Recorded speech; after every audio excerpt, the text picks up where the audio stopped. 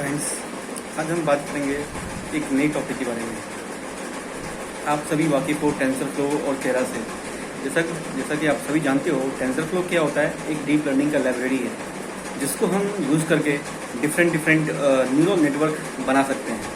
अगर मैं आसान शब्दों में बात करूं तो जितनी भी तरह की आर्टिफिशियल न्यूरल नेटवर्क होती है या फिर डीप न्यूरल नेटवर्क को जब हम बनाते हैं, जब हम डिज़ाइन करते हैं, तो उसमें टेंसर फ्लो नाम की एक डीप लर्निंग की लाइब्रेरी होती है जिसको हम इंपोर्ट करते हैं, जिसको हम कॉल करते हैं और उसके थ्रू हम एक बड़े कॉम्प्लेक्स न्यूरल नेटवर्क फॉर्म करते हैं।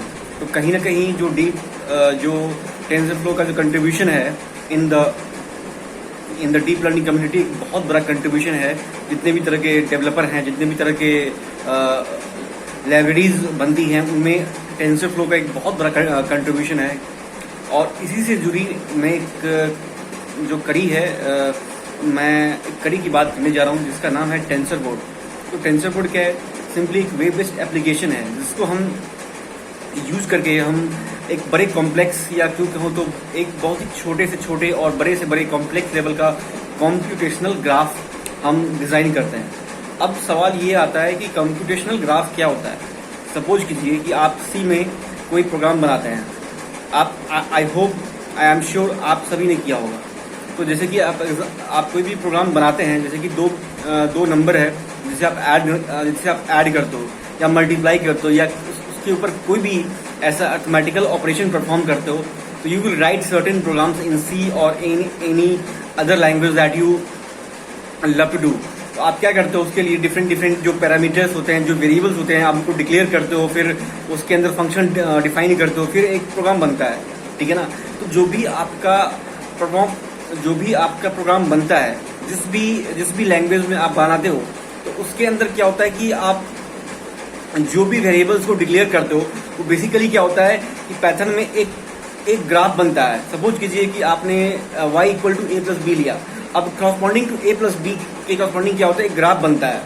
ठीक है ना? एक ग्राफ बना जहाँ पे आप एक इनपुट a डालते हो, b डालते हो, फिर उस ग्राफ का जो समेशन होता है उसके करस्पॉन्डिंग एक नेक्स्ट ग्राफ और नेक्स्ट नोड जनरेट होता है। फिर उस नोड से हमें क्या मिलता है? हमें आउटपुट मिलता है। सपोज कीजिए कि आपने एक ऐसा मैथमेटिकल कंप्यूटेशन लिया जहाँ पे 3 से ज़्यादा ऑपरेशन है। फॉर एग्जांपल, जहाँ पे मल्टीप्लिकेशन भी है और जहाँ पे एडिशन भी है, और यूँ कहूँ तो मतलब कि मल्टीप्लिकेशन और एडिशन का एक नेट रिजल्ट है जहाँ पे आपको निकालना है। तो वहाँ पे क्या करते हो आप? सपोज कीजिए कि x और y दो वेरिएबल्स हैं, ठीक है ना, जिसके ऊपर आपको एडिशन परफॉर्म करने हैं। अब क्या करते हो? x प्लस y ऐड करते हो, करेक्ट? फिर क्या करना है? जब x और y की जो वैल्यू है, जो आप अचीव करते हो, उसको नेक्स्ट वेरिएबल में ऐड करते हो। सपोज कीजिए मैंने x और y लिया और उसको ऐड कर दिया। उससे जो मुझे वैल्यू मिली, उस वैल्यू को मैंने थर्ड वेरिएबल में डाला, राइट, z। अब जो z है, z हमारा एक क्या है? नया वेरिएबल है। और एक मैंने नया वेरिएबल डिजाइन किया। सपोज कीजिए मैंने p लिया। अब p के अंदर मैंने कोई वैल्यू इंसर्ट कर दी। अब p के अंदर जब मैंने कोई वैल्यू इंसर्ट की है, तो क्या होगा? अब दोनों का मल्टीप्लिकेशन होगा या फिर डिवीजन, जो भी आप करना चाहते हो। तो जब हम इस तरह के ऑपरेशन करते हैं, इस तरह के कॉम्प्लेक्स चीज़ों को परफॉर्म करते हैं, तो वहाँ पे क्या होता है कि टेंसर बोर्ड एक वेब इंटरफेस की तरह आता है। मतलब it is simply like a web applications which you import with the help of tensor flow. मतलब टेंसर फ्लो क्या है? डीप लर्निंग की एक लाइब्रेरी है जिसके थ्रू आप आर्टिफिशियल न्यूरल नेटवर्क डिजाइन करते हो, छोटे से छोटे, बड़े से बड़े स्केल पर। टेंसर बोर्ड क्या है? जो भी आप मैथमेटिकल कंप्यूटेशन परफॉर्म करते हो, एडिशन, सब्ट्रैक्शन या किसी तरह का रैंडम ऑपरेशन परफॉर्म करते हो, तो उसके क्रॉसपॉन्डिंग एक कंप्यूटेशनल ग्राफ बनता है। कंप्यूटेशनल ग्राफ तैयार होता है उसके बैकग्राउंड में, और वो चीज़ जब आप इंपोर्ट करते हो with the help of tensor flow, तो वो आपको एज अ वेब इंटरफेस के रूप में दिखाई देता है, जहाँ पे आप बहुत ही क्लियरली कंप्यूटेशनल ग्राफ को एनालाइज कर सकते हो, उसको देख के समझ सकते हो, या फिर उसको इंटरप्रेट कर सकते हो कि यहाँ पे आखिर ऐसा जो ग्राफ आ रहा है, ये ग्राफ क्या सिग्निफाई करने की कोशिश कर रहा है। पहली बात। दूसरी बात,